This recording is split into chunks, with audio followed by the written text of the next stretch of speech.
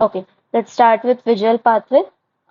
Few things to be noted first are the uh, abbreviations. UL stands for unilateral, meaning the same side, bilateral, meaning from both the sides, contralateral, meaning going to the opposite side, and ipsilateral, meaning going through the same side.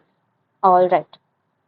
After that, one thing to be noted is the visual pathway, of course, starts from the eyeballs itself. As the light strikes on the retina, it goes through the rod and cone cells and through the bipolar cells, and as the reflex, as the stimuli is passed on to the optic nerve, it goes from the ganglion cells.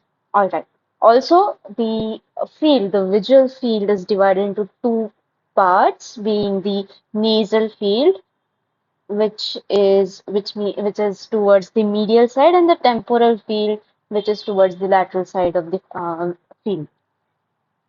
This temporal field gives its afferents to the nasal side of the fibers, thus called as the nasal fibers, and the nasal field here gives afferents to the temporal fibers, or the temporal side of the fibers right here.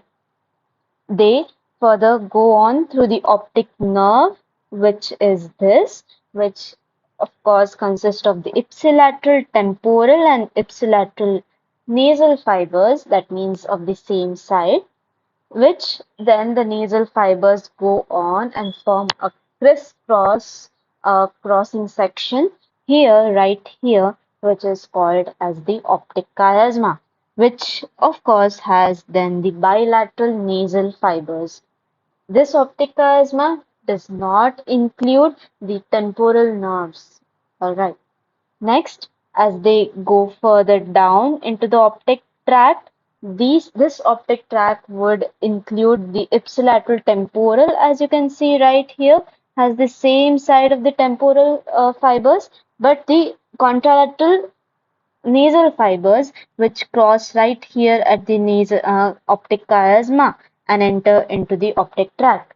Further, then the same fibers go into the lateral geniculate body, where L stands for light and light for visual. So lateral geniculate body, of course, includes and the comes into the visual pathway.